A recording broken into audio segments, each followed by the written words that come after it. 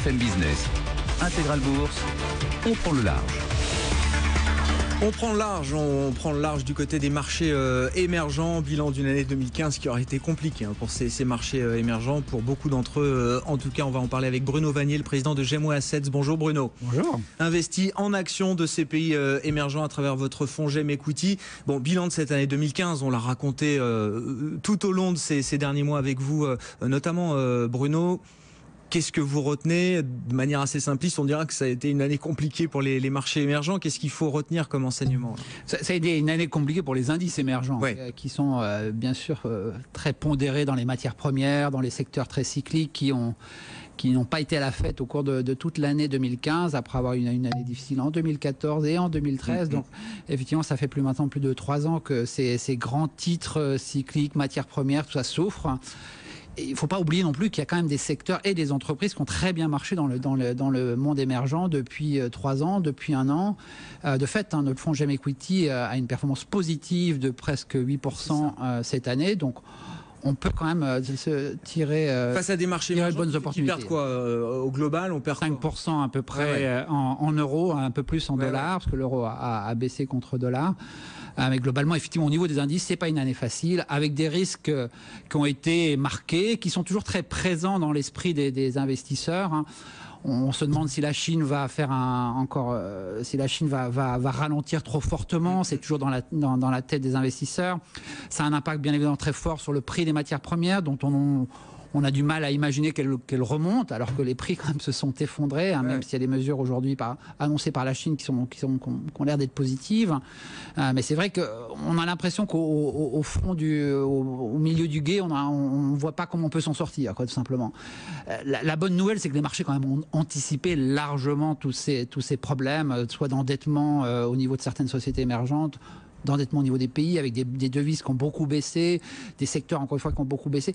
Donc, globalement, les problématiques, les problèmes qu'on a sont assez connus quand même. Identifiés, connus et intégrés, voire très largement intégrés, voire trop intégrés, c'est ça? 60 milliards de dollars de sortie des actions émergentes cette année, c'est presque 8% des actifs. Depuis 2 ans, 3 ans, c'est plus de 100 milliards de dollars qui sont sortis. Donc vraiment, il faut trouver les investisseurs qui ont encore des placements émergents. Qui ont encore de l'argent dans des fonds émergents. Juste quand même un mot, revenons, j'insiste là-dessus, vous l'avez dit d'un mot, mais votre fonds Gem Equity, c'est plus de 7% de performance. Donc je rappelle, investi en actions et des actions qui sont dans ces pays émergents, Bruno, face à un indice de référence qui recule de 5% en euros, 5-6% en euros et plus de 10% en dollars. C'est quoi la clé? C'est sortir des grands indices, sortir aussi des grands pays peut-être? C'est quoi la clé là pour sortir des performances positives sur les émergents cette année? Vous savez qu'on est plutôt un fonds de stock picking, mais effectivement, même d'un pays à l'autre, il y a eu des performances très, très différentes. Mais on sait que quand on est dans des marchés de flux comme ça, on peut faire tout le stock picking qu'on veut à un moment. Des fois, ça ne marche pas. Cette année, on peut dire que ça a marché. Alors, c'est vrai que c'est pas forcément tout le temps le cas, mais cette année, ça a été le cas. Je rappelle qu'il y a quand même de belles sociétés émergentes qui, effectivement, affichent des performances de l'ordre de 30-40% cette année en dollars et donc sans doute plus en euros.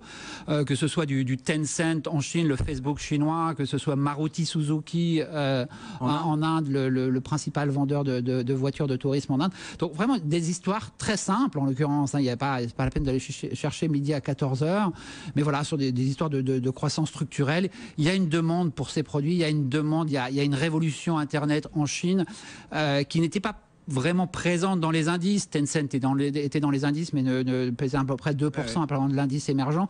C'est vrai que depuis un mois, les grandes sociétés Internet chinoises qui sont cotées à New York sont maintenant dans les indices. En partie, leur poids sera encore doublé à partir de mai prochain. Donc, à mesure que les secteurs ont des performances différentes, le poids de certaines sociétés et de certains secteurs s'amplifie et donc aura un impact plus important sur les indices à partir de l'année prochaine. C'est ce qu'on espère.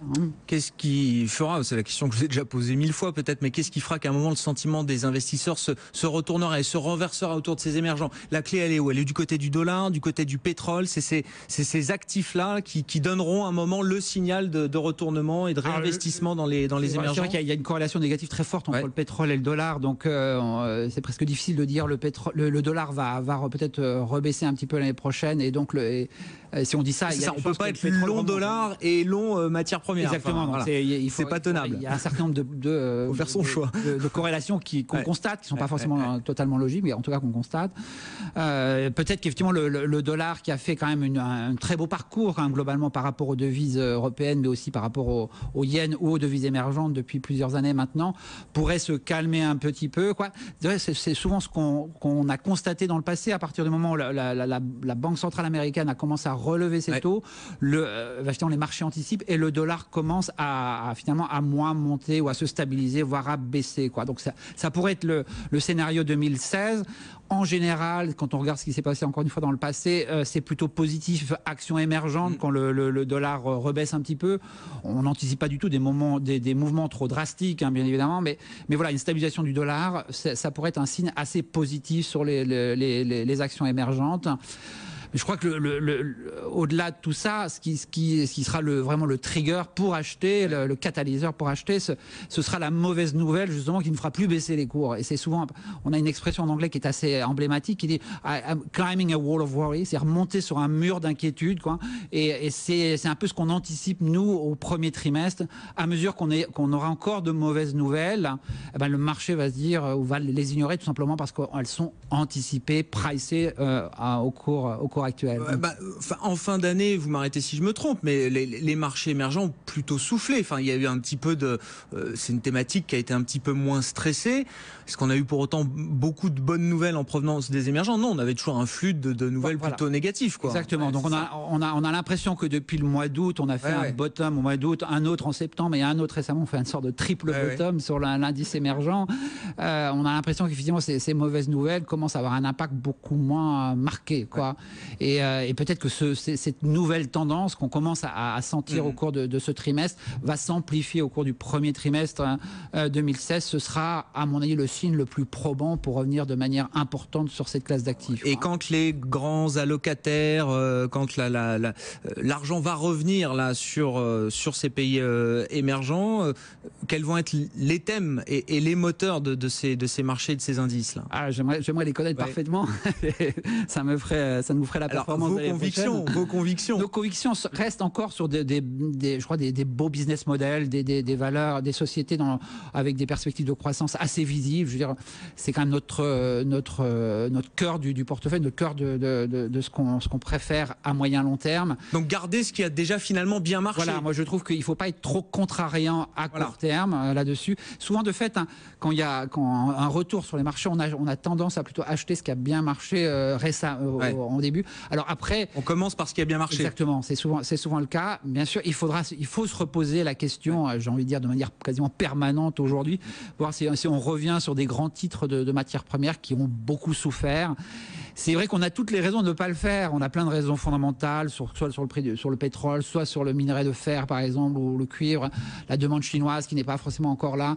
On a plein de raisons pour ne pas y aller. Mais tout ça, tout le monde le sait, j'ai envie de dire, quoi. Donc les titres, de fait, ont beaucoup baissé. Il y a un moment donné où justement, ce sera peut-être le moment de faire ce pas en avant, ce pas dans l'inconnu. Hein. Mais on aura le temps de le faire et c'est pas forcément utile de le faire de manière massive dès le départ. Il faudra le faire progressivement à mesure que les nouvelles s'améliorent marginalement. Moi, je pense qu'on a beaucoup de temps pour revenir sur ces secteurs qui ont été massacrés.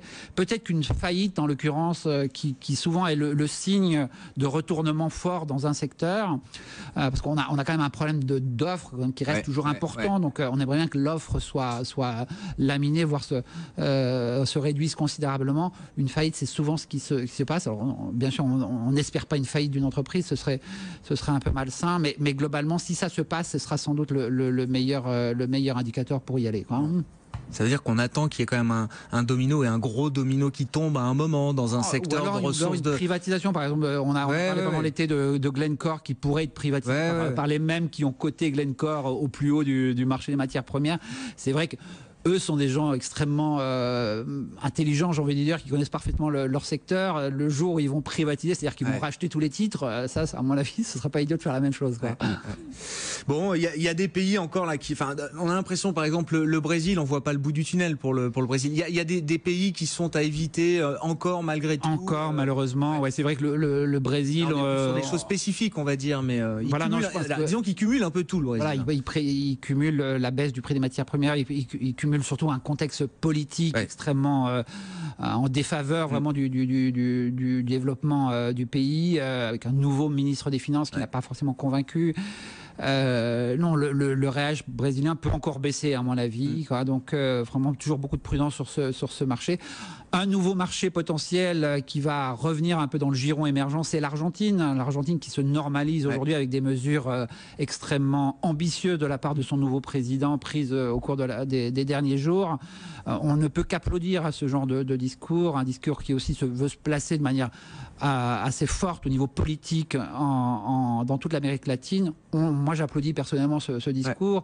Je pense que MSCI va refaire revenir l'Argentine dans les indices émergents. Vous savez qu'aujourd'hui, du fait du contrôle des chances mis en place en 2009, le pays est sorti de ces indices et dans des indices frontières. Là, ils ont rendu un taux de change flottant, donc évidemment ça a secoué sur le peso, mais voilà. Une fois la secousse passée, exactement, parce que tout le monde connaissait bien sûr le cours du marché noir, donc il n'y a pas de surprise à ce niveau-là, c'est exactement ce qu'il faut faire. Je pense qu'on a là un leader politique qui peut faire la différence. On aimerait bien avoir ça au Brésil, on l'a pas malheureusement aujourd'hui. Bon, l'Argentine, allez, je vois peut-être pas le Brésil en 2016, mais pourquoi pas l'Argentine.